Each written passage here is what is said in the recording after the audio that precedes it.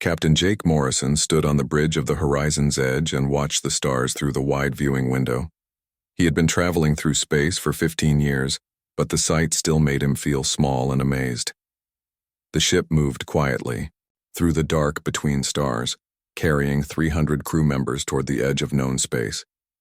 Lisa Grant sat at her station and listened to the radio signals from space. She wore headphones and watched green lines move across her screen. For 3 days she had heard only the normal sounds of space, cosmic radiation, and distant star noise. Then something changed. A new pattern appeared on her screen, different from anything she had seen before. "Captain Morrison," she called out, "I'm getting something strange here." Jake walked over to Lisa's station and looked at her screen. The green lines formed complex patterns that repeated every few seconds. "What do you think it is?" "It's definitely not natural," Lisa said. "The pattern is too organized. Someone is sending this signal." Nathan Cross looked up from his science station. He was a thin man with thick glasses who loved solving puzzles. "Let me see that data," he said. Lisa sent the information to his computer, and Nathan began to study it. After 20 minutes, he turned around with excitement in his eyes. "This is incredible," Nathan said. "The signal uses mathematical concepts that we only discovered 50 years ago. Whoever sent this is very smart." Jake felt his heart beat faster. Humans had been searching for other intelligent life for centuries, but had never found any. "Where's it coming from?" Nathan pointed to a star system on the main screen. "There, about 2 days away at our current speed." Jake thought for a moment. This could be the most important discovery in human history. "Change course," he ordered. "We're going to investigate." The horizon's edge turned toward the unknown star system. The crew worked with nervous energy as they prepared for possible contact with aliens. Dr. Kate Phillips checked the medical bay, while engineer Ryan Bell made sure all systems were working perfectly. Ambassador Claire Thompson studied first contact protocols even though no one really knew what to expect. 2 days later, the ship arrived at the alien system. The main star was yellow like Earth's sun and had 7 planets. Massive metal structures orbited the 4th planet, clearly built by intelligent beings. The structures were beautiful and frightening at the same time, stretching for hundreds of miles and glowing with strange energy. "I'm detecting ships," reported Lisa. "Dozens of them." On the main screen, alien vessels appeared. They were unlike any human design. Long and curved like massive sea creatures, but made of metal that seemed to shift and change color. The largest ship was 5 times bigger than the horizon's edge. "Send a peaceful greeting message," Jake ordered. Lisa transmitted a simple mathematical sequence followed by images showing human peaceful intentions. For several minutes, nothing happened. Then the alien ships began to move toward them. "Incoming. Transmission," Lisa announced. The main screen filled with an alien face. The creature had gray skin, 4 eyes arranged in a diamond pattern, and a mouth full of sharp teeth. When it spoke, the translation computer turned its words into English. "I am War Prime Zekthor of the Kethvar Empire," the alien said. Its voice was cold and harsh. "You have entered our space without permission." Jake stepped forward. "I am Captain Jake Morrison representing humanity. We come in peace, seeking friendship between our peoples." Zekthor made a sound that might have been laughter but held no humor. "Friendship? You are insects. We are gods. There can be no friendship between insects and gods." "We don't want to cause trouble," Jake said. "We're explorers trying to learn about the galaxy." "You will learn," Zekthor replied. "You will learn that the Kethvar are the rulers of this region of space. All lesser species serve us or die." The transmission ended. Jake felt cold fear in his stomach but tried to stay calm. "Red alert. All hands to battle stations." Ambassador Thompson stepped forward. "Captain, let me try to negotiate. Maybe there's been a misunderstanding." "It's too dangerous," Jake said. "This is why I'm here," Thompson replied. "To prevent wars before they start." Jake didn't like it, but Thompson was right. Her job was diplomacy. "Very well. Take a shuttle with a small escort. Thompson and two security officers flew to the largest HFY ship. Jake watched on the main screen as their shuttle entered the alien vessel. For an hour he heard nothing. Then Thompson's voice came over the radio, filled with terror. "Captain, get out of here now. They're not interested in peace. They think we're animals and they—" The transmission cut off. On the main screen, Jake saw a terrible sight. The HFY were pushing Thompson and the two security officers out of an airlock. Without spacesuits, the three humans died quickly in the cold vacuum of space. "Monsters," whispered Lisa. Zekthor appeared on the screen again. "This is what happens to insects who think they can speak to gods as equals. Now you will all die." The HFY ships opened fire. Their weapons were unlike anything humans had ever seen. Beams of pure energy that seemed to bend space itself struck the horizon's edge. The ship's shields collapsed instantly and explosions rocked the bridge.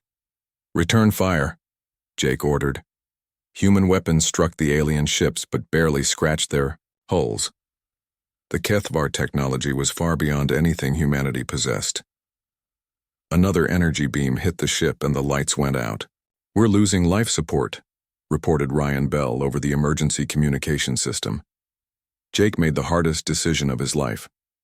All hands abandoned ship. "Get to the escape pods now." The crew ran through dark corridors as the ship fell apart.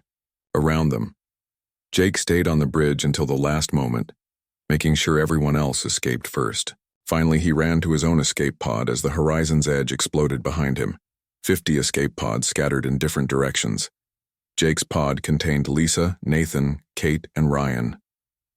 Through the small window, they watched HFY ships hunt down other pods and destroy them with single shots. Only Jake's pod and a few others managed to escape into the darkness between stars. "How many got away?" Jake asked. Lisa checked her scanner with tears in her eyes.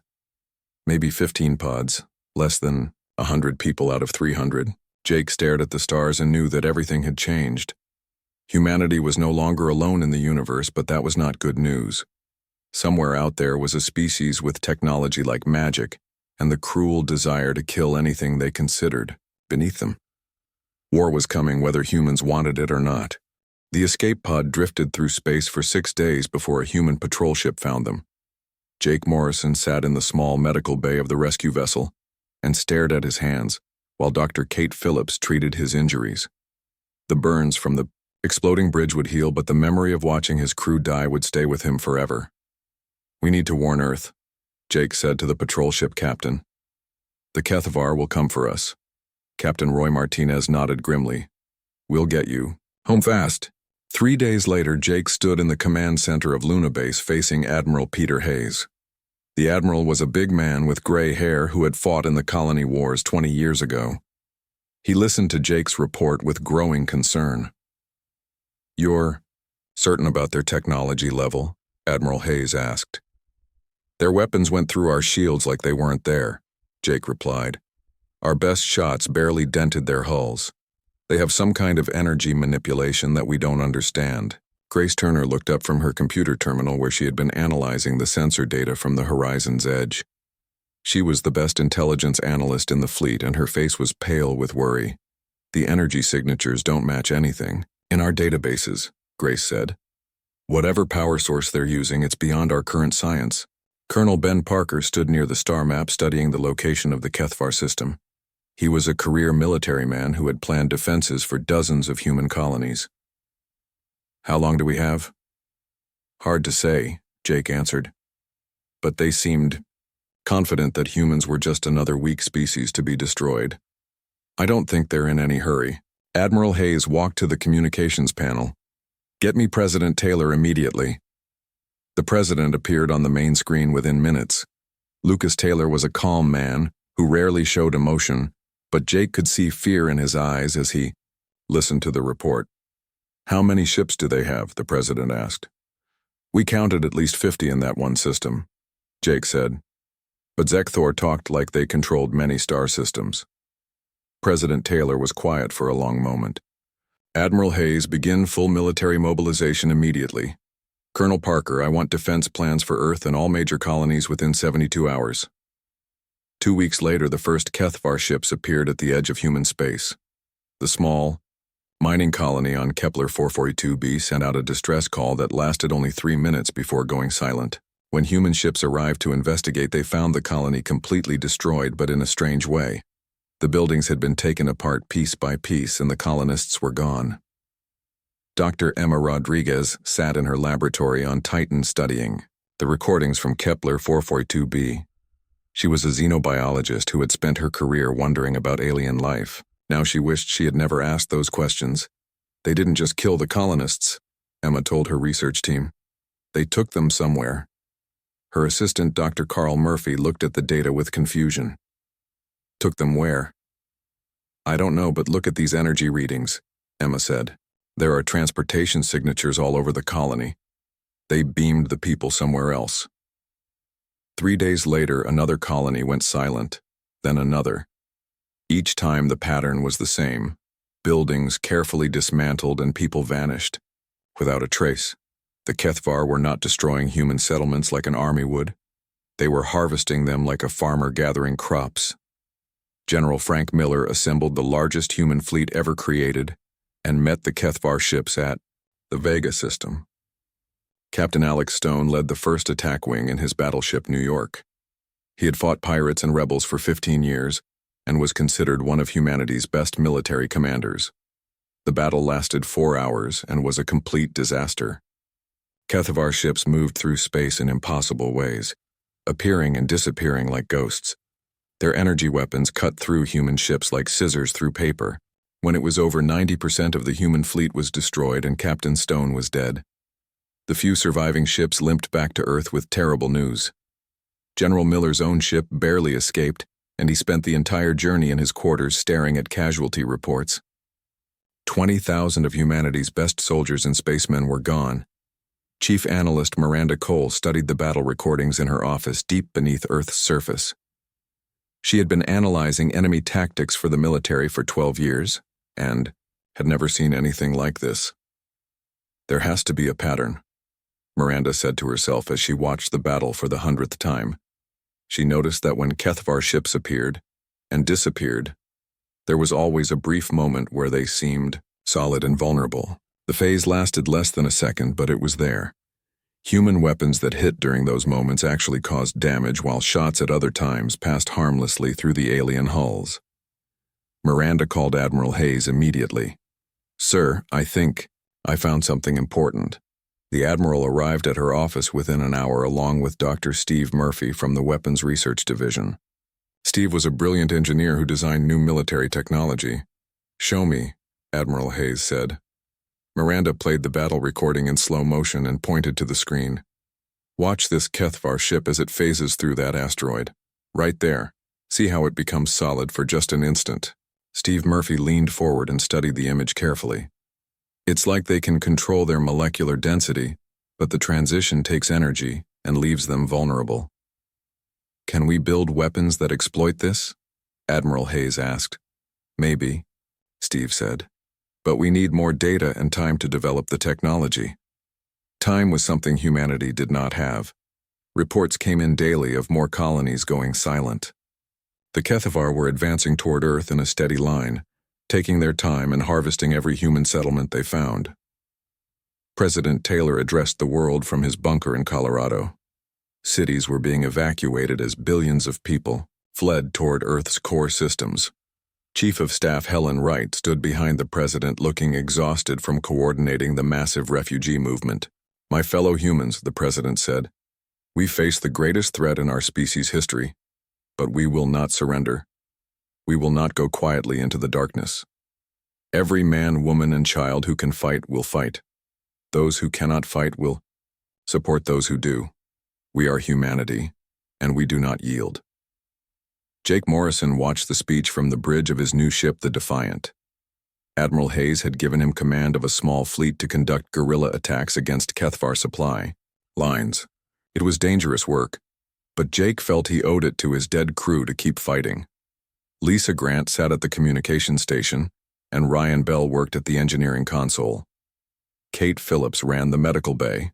They were some of the few survivors from the horizon's edge, and they had all volunteered for the most dangerous missions. "Captain," Lisa said, "I'm picking up Kethvar communications. What are they saying?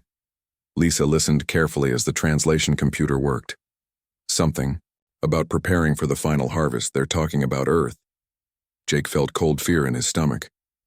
The Kethvar were done playing with humanity's outer colonies. They were ready to take Earth itself. On the alien flagship, War Prime Zekthor studied reports from his commanders. The humans were more persistent than most species, but they would fall like all the others. Their primitive weapons could barely scratch Kethvar hulls, and their ships moved like slow insects through space. How long until we reach their homeworld? Zekthor asked his navigation officer. 3 of their weeks at current speed. Good. We will make their destruction visible across this entire region of space. Other species will learn what happens to those who resist the Kethvar Empire. Zekthor had conquered 47 different species in his long career. Some surrendered immediately when they saw Kethvar power. Others fought briefly before accepting defeat. But humans kept fighting even when they had no chance of victory. It was puzzling but ultimately meaningless. Soon the human homeworld would burn, and the last of their kind would join the others in the harvesting chambers. The Kethvar Empire would grow stronger and continue its expansion across the galaxy. It was the natural order of things. The strong consumed the weak and became stronger still. Earth's outer defense stations fell one by one as the Kethvar fleet advanced toward humanity's homeworld. Admiral Peter Hayes stood in the war room beneath Geneva and watched red lights disappear from the tactical display. Each light represented thousands of human defenders who died buying precious time for the evacuation. Mars Station is gone, reported Communications Officer Janet Hill. No survivors. President Lucas Taylor sat at the conference table with his face in his hands. In 2 weeks, Earth had lost half its military strength and billions of civilians. We're still fleeing toward the inner system. Chief of Staff Helen Wright brought him constant updates on the refugee situation, but the news was always the same. Not enough ships, not enough time. How many people are still on Earth? The president asked. 4 billion, Helen replied. We can't move them fast enough. Dr. Steve Murphy burst into the war room carrying a metal case. His clothes were dirty and his hair was messy from working around the clock in his laboratory. Behind him walked combat engineer Tony Silva, who had been helping test the new weapons. We did it, Steve announced. We found a way to hurt them. Admiral Hayes looked up with the first hope he had felt in weeks. Show me. Steve opened the case and revealed a strange-looking rifle with crystalline components built into the barrel. It fires quantum bullets that exist in multiple phases simultaneously. When they hit a phasing Kethvar ship, some of the bullets will connect during the vulnerable moment. Tony Silva picked up the weapon and examined it. We tested it on captured Kethvar hull material. The bullets punch right through their armor when they're solid. How many can you build? Admiral Hayes asked. Steve's excitement faded. That's the problem. The crystals required are very rare. We can make maybe 1,000 rifles with current supplies. 1,000 rifles against millions of Kethvar soldiers, President Taylor said quietly. It's not enough. Captain Jake Morrison's voice came over the communication system from his ship in the outer system. Sir, I'm intercepting Kethvar transmissions. They're planning something big. Put him on screen, Admiral Hayes ordered. Jake appeared on the main display with Lisa Grant and Nathan Cross behind him. They all looked exhausted from weeks of hit-and-run attacks against Kethvar supply convoys. What did you find, Captain? Admiral Hayes asked. They're not just planning to destroy Earth, Jake replied. They want to make it into a spectacle. Zekthor is broadcasting the coordinates to other species throughout this region of space. He wants everyone to watch humanity die. Nathan Cross stepped forward. There's more. I've been analyzing their communication patterns and I think I understand how their fleet coordination works. They use quantum entanglement with some kind of command nexus. Explain, Admiral Hayes said. All their ships are connected to a central command system on their homeworld, Nathan continued. That's how they coordinate such complex battle movements across vast distances. If we could disrupt that connection, their entire fleet would be vulnerable, Admiral Hayes finished. But their homeworld is hundreds of light years away. Dr. Emma Rodriguez had been listening from her laboratory on Titan. She activated her communication link to join the conversation. I might have found something important about that. Emma's face appeared on a second screen. She looked tired but determined. I've been studying the human prisoners they took from the colonies. The Kethavar aren't just killing them. They're using them in some kind of energy extraction process. What do you mean? President Taylor asked. I intercepted partial transmissions. From their ships, Emma explained. They're converting human life energy into power for their technology. That's why they've been harvesting people instead of just destroying the colonies. The room fell silent as everyone understood the horrible implications. The Kethavar were not just conquerors. They were predators who fed on intelligent life itself. There's more, Emma continued.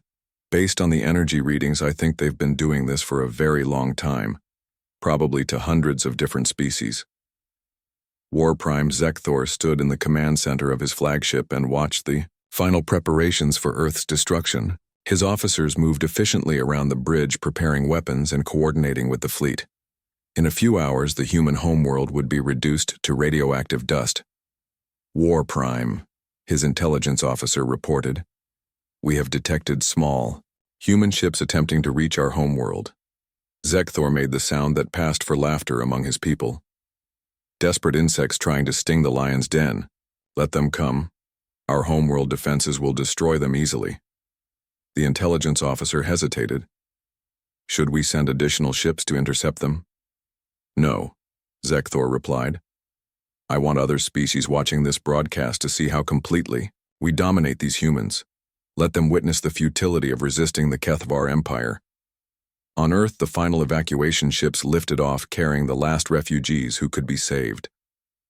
President Taylor stood on the observation deck of the command bunker and watched his planet's cities go dark as power was diverted to defensive systems. 4 billion people remained on Earth because there had not been enough time or ships to save them all. Mr. President, Helen Wright said softly, the cabinet is asking if you want to evacuate to the Alpha Centauri colony. Taylor shook his head. My place is here with my people. Admiral Hayes joined them at the window.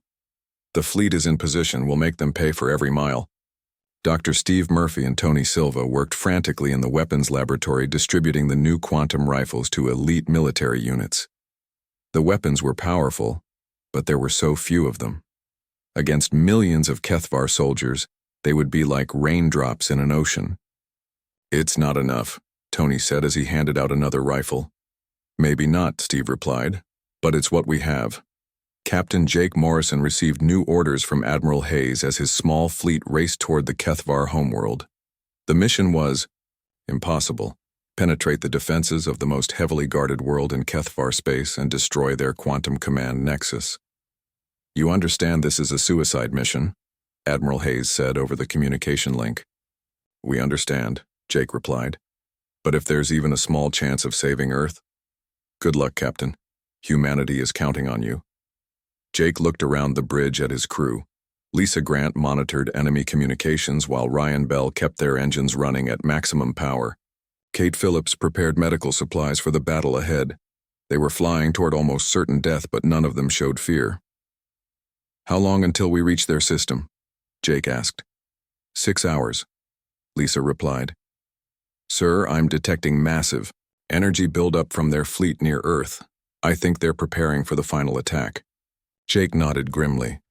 Earth's defenders would have to hold out long enough for his mission to succeed. If they failed, both Earth and his small fleet would be destroyed, and humanity would be extinct. The Kethavar homeworld appeared on their scanners. A massive planet surrounded by thousands of defensive platforms and patrol ships. At the center of the system was a space station larger than Earth's moon. That had to be the quantum nexus that controlled their entire empire. Detecting us yet? Jake asked. Nathan Cross monitored the enemy sensors from his station. Not yet. We're still too far away. Jake took a deep breath and prepared to give the order that would likely kill them all. But if there was even a small chance of saving Earth and the billions of people still trapped there, they had to try. All ships, Jake announced over the fleet communication channel. Begin final approach. Remember what we're fighting for. The small human fleet accelerated toward the heart of the Kethavar Empire, while behind them Earth prepared for its final battle. In a few hours, one way or another, the war would be over. The final battle for Earth began at dawn. Admiral Peter Hayes watched from his command ship as 1,000,000 Kethvar vessels darkened the sky above humanity's homeworld. Their ships moved in perfect formation like a deadly ballet, choreographed by War Prime Zekthor himself. All units engage, Admiral Hayes commanded over the fleet-wide channel. Human ships rose from every continent and orbital station to meet the alien armada. The new quantum rifles proved their worth immediately as elite soldiers found they could actually damage Kethvar infantry when they materialized. But for every alien that fell, 10 more took its place. Communications expert Janet Hill coordinated the defense from her station in the underground bunker. "Sir, we have reports from all sectors. The enemy is landing troops in major cities worldwide." President Lucas Taylor stood beside her, watching casualty reports scroll across his screen. The numbers were staggering, but humans kept fighting with desperate courage. "How long can we hold them?" "Maybe 6 hours if we're lucky," Admiral Hayes replied through the communication link. Far across the galaxy, Captain Jake Morrison's tiny fleet approached the Kethvar homeworld. Only 3 ships had survived the journey through enemy territory. His own vessel, the Defiant, along with 2 escort ships carrying the quantum destabilizer device. "Enemy patrol ships are moving to intercept us," reported Pilot Commander Sam Mitchell from his fighter. Jake looked at the tactical display showing hundreds of Kethvar defenders surrounding their target, a massive space station that served as the quantum command nexus for their entire empire. Getting close enough to plant the destabilizer seemed impossible. "We need a distraction," Jake said. Something to draw their attention away from the station.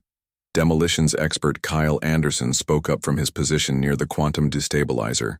"What if we make them think we're trying to attack their planet instead of the station?" Jake understood immediately. "We split up. 2 ships attack the planet while 1 goes for the station." It was their only chance, but it meant splitting their already small force against overwhelming odds. Jake made the hardest decision of his military career. "Commander Mitchell, take your ship and attack their orbital defenses, make as much noise as possible. Anderson and I will take the destabilizer to the command station." Mitchell nodded grimly. "Understood, Captain. It's been an honor serving with you." The 3 human ships separated as they entered the Kethvar system. Mitchell's vessel dove toward the planet, firing everything it had at the massive defense platforms, while Jake's ship and the escort vessel raced toward the command nexus. The distraction worked perfectly. Thousands of Kethvar ships pursued Mitchell toward their homeworld, while the command station was left with minimal defenses. Jake watched on his screen as Mitchell's ship was overwhelmed and destroyed, but his sacrifice had opened a window of opportunity. "Take us in," Jake ordered. The remaining human ships penetrated the station's outer defenses under heavy fire.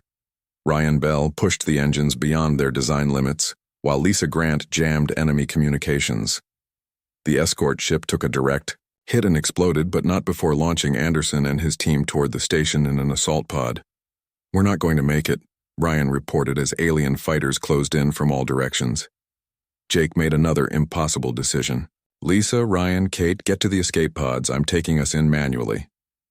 "Sir, we're not abandoning you," Kate Phillips said firmly. "That's an order," Jake replied. "Someone needs to survive to tell Earth what happened here." His crew reluctantly headed for the escape pods while Jake aimed the Defiant directly at the command nexus. He would use his ship as a battering ram to get Anderson close enough to plant the quantum destabilizer. On Earth, the battle was reaching its climax.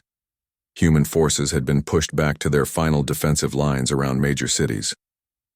Dr. Steve, Murphy, and Tony Silva led teams of soldiers armed with quantum rifles in desperate street fighting against Kethvar troops. "They're breaking through in Sector 7, Tony reported over his radio. President Taylor stood on the roof of the White House bunker watching alien ships attack his capital city. Chief of Staff Helen Wright tried to convince him to retreat deeper, underground, but he refused to leave.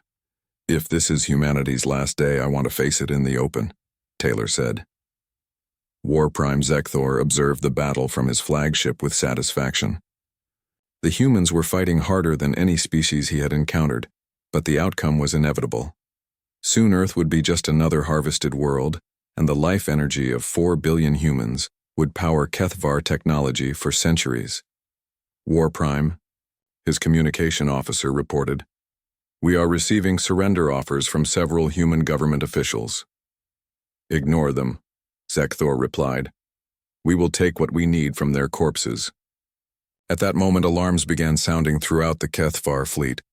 The quantum communication link with their homeworld had been disrupted.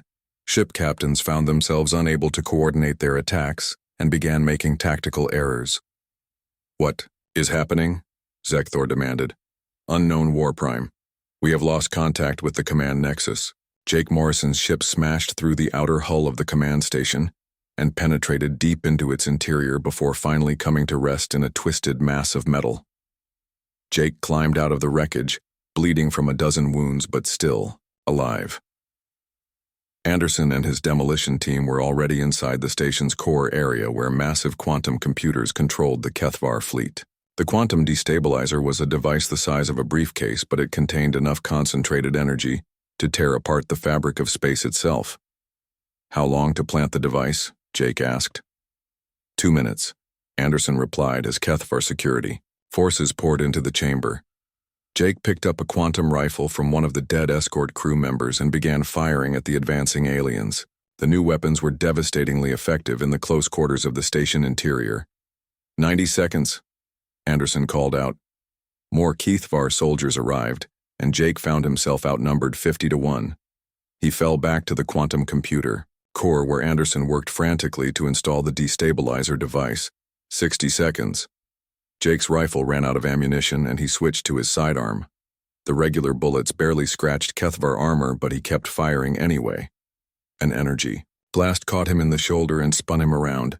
30 seconds. War Prime Zekthor himself materialized in the chamber surrounded by his elite guards. The alien commander looked at Jake with something that might have been respect in his 4 strange eyes. "You have fought well for an insect," Zekthor said. "But this ends now." "You're right," Jake replied. "This does end now." Anderson looked up from the quantum destabilizer. "It's armed. Someone needs to activate it manually from here." Jake understood. The device required someone to stay behind and trigger it by hand. There was no remote detonator and no timer that would work reliably in the quantum interference field. "Get out of here, Anderson," Jake ordered. "That's my job." Anderson hesitated for a moment, then saluted and ran for the emergency exit with his team. Jake stood alone facing Zekthor and 50 armed Kethvar soldiers. His hand rested on the activation switch for the quantum destabilizer. "If you trigger that device, you will die," Zekthor warned. "I know," Jake replied. "But 4 billion humans on Earth will live." For the first time in his long career, Zekthor felt something he had never experienced before. Doubt. This human was willing to die to save people he would never see again. It was incomprehensible to the Kethvar mind. "Why?" Zekthor asked. "Why sacrifice yourself for others?" Jake smiled, despite his wounds. "Because that's what humans do. We protect each other even when it costs us everything." He pressed the activation switch. The quantum destabilizer activated with a sound like reality tearing apart. Jake Morrison felt the device's energy surge through the command nexus as space itself began to collapse around him. War Prime Zekthor and his guards tried to phase out of the station, but the quantum field disrupted their technology and trapped them in solid form. "Impossible," Zekthor gasped as cracks appeared in the walls around them. Jake smiled as the station shook itself apart. "You never understood humans. We don't fight to win. We fight because it's right." The explosion that followed was unlike anything seen before in the galaxy. The quantum destabilizer didn't just destroy the Kethvar homeworld, it sent cascading energy waves through every quantum link in their empire. Across hundreds of star systems, Kethvar ships suddenly lost their phase technology and became vulnerable to conventional weapons. On Earth, Admiral Peter Hayes watched in amazement as the Kethvar fleet above his planet stopped moving in perfect coordination. Enemy ships began colliding with each other as their quantum communication system failed. The tide of battle turned in minutes. "All units advance," Admiral Hayes ordered. "Hit them while they're confused." Human fighters armed with quantum rifles found that Kethvar soldiers could no longer phase through solid matter. The aliens' greatest advantage was gone, and they began falling back in disorder. Dr. Steve Murphy and Tony Silva led ground forces in pushing the invaders out of major cities. President Lucas Taylor emerged from his bunker to see Kethvar ships falling from the sky, like burning meteors. Chief of Staff Helen Wright brought him reports from around the world. Everywhere the story was the same. The aliens were retreating or surrendering. What happened? President Taylor asked. Communications expert Janet Hill looked up from her station with tears of joy in her eyes. Sir, I'm getting reports from across human space. Every Kethvar ship in the galaxy has lost its advanced technology simultaneously. The quantum cascade effect spread faster than light through the alien empire's quantum network. On colony worlds, where humans had been captured for harvesting, liberation forces found prison ships full of survivors from dozens of different species. The Kethvar had been feeding on intelligent life throughout their region of space for thousands of years. Dr. Emma Rodriguez arrived at one of the prison ships to find creatures she had only dreamed about. Beings from worlds so distant that humans had never detected their radio signals. All of them had been scheduled for energy extraction, but Jake Morrison's sacrifice had saved their lives too. How many species did they capture? Emma asked the ship's computer after accessing its database. 47 different intelligent life forms from 31 star systems, the computer replied and translated Kethvar. Emma felt sick thinking about how many civilizations the Kethvar had completely destroyed over the centuries, but she also felt hope because now those surviving populations could rebuild their worlds without fear. The few Kethvar who survived the quantum cascade found themselves stranded on primitive worlds without their advanced technology. Their ships fell apart as the quantum systems that held them together failed. Most died quickly when their life support systems collapsed. Some Kethvar managed to surrender to human forces before their ships disintegrated. They were a pitiful sight. Arrogant conquerors reduced to begging for mercy from the insects they had tried to exterminate. Admiral Hayes ordered them treated according to human standards of prisoner rights despite what they had done. We're not like them, Hayes told his officers. We don't torture our enemies. War Prime Zekthor died in the collapsing command station, but his final thoughts were filled with confusion rather than anger. In his last moments, he finally understood something that Kethvar civilization had forgotten long ago. That true strength came not from superior technology, but from the willingness to sacrifice everything for others. 6 months after the battle, Lisa Grant stood on the bridge of a new exploration ship and watched the stars through the viewing window. She had been promoted to captain after Jake Morrison's death and given command of humanity's first post-war exploration mission. Ryan Bell worked at the engineering station while Kate Phillips ran the medical bay. They were investigating former Kethvar territories to search for survivors and help rebuild destroyed civilizations. The job was difficult, but rewarding. Captain, reported the communications officer, we're receiving a signal from the Centauri system. It's from one of the species the Kethvar captured. Lisa smiled. Every week brought news of another civilization that was recovering from Kethvar occupation. Some had been reduced to just a few thousand survivors, but they were rebuilding with human help. Send them our standard aid package information, Lisa ordered, and let them know we're here to help however we can. The galaxy was a very different place now. Humanity had become the dominant spacefaring species not through conquest but through liberation. Human ships carried supplies to devastated worlds and human engineers helped rebuild destroyed cities. President Taylor established the Galactic Recovery Council with headquarters on Earth. Representatives from dozens of species worked together to hunt down the last Kethvar holdouts and free any remaining prisoners.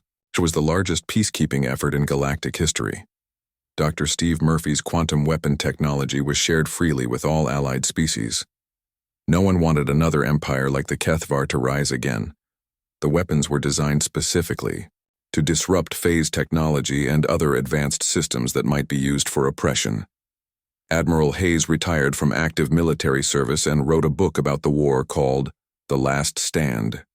It became required reading at military academies throughout human space and was translated into 47 different alien languages.